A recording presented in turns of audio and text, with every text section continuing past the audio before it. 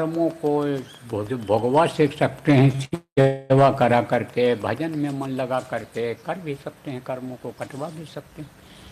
और अच्छी साधना अगर बननी है तो बाहर का खाना पीना है बिल्कुल बंद कर दो। और नहीं चलता है तो देखभाल के सोच समझ करके खाओ। जबान के टेस्ट के लिए जो मिल जाए वही खाते दबाते, इसके अंदर मानव मंदिर के अंदर ठोसते, मनुष्य शरीर के अंदर ठोसते मत चले जाओ। मानव मंदिर है, इसी में अंतर में भगवान मिलता है। तो मंदिर को गंदा कर दोगे तब वो कहाँ से बैठा दिखाई पड़ेगा। तो इसको साफ सुथरा रखना ये जरूरी है। तो थोड़ी देर इसको समझाया जाए। कब समझाया जाए?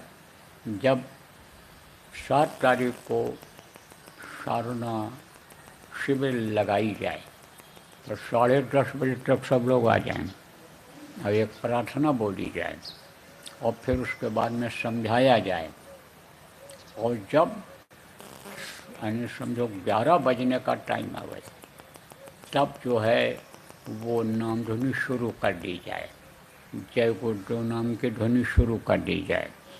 और जैसे 10 बजे 11:11 हो तैसे बैठा दिया जाए, तैसे बैठा दिया जाए और बैठ जाएं। जब लोग पहले बता दिया जाए कि बैठोगे सुमिरन करोगे। सुमिरन केवल यानी एक बार करना रहेगा, ध्यान और भजन कई बार करना रहेगा।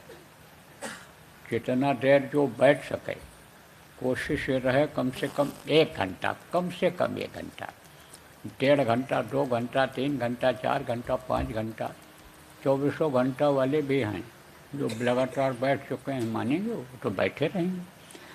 तो वो जो बैठे फिर दोबारा जब आवे तब सुमिरन न करे, दोबारा आवे तो मन लगे तो ध्यान लगावे, मन लगे तो भजन करे।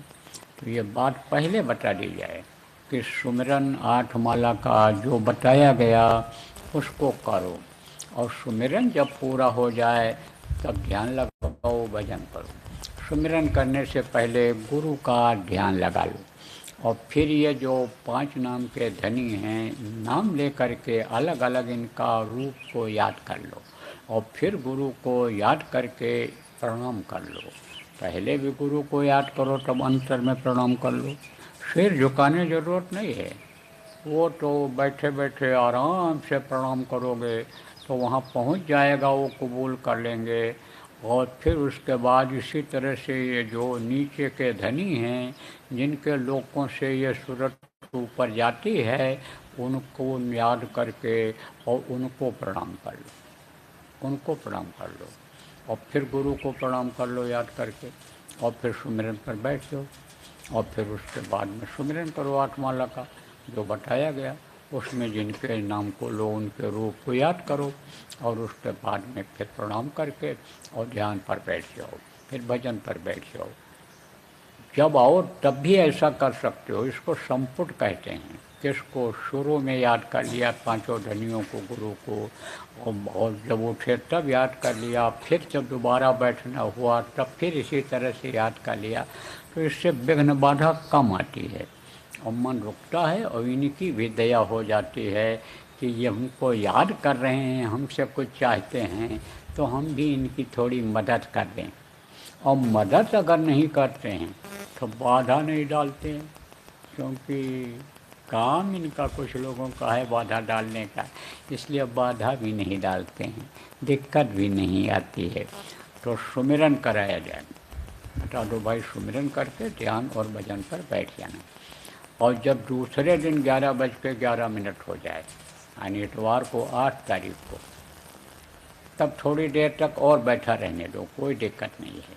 उसके बाद में फिर प्रार्थना बोल करके और मतलब यह नाम ध्वनि बोल करके समाप्त कर दो, फिर समाप्त कर दो। अब देखो, थोड़ी रियायत करनी पड़ती है।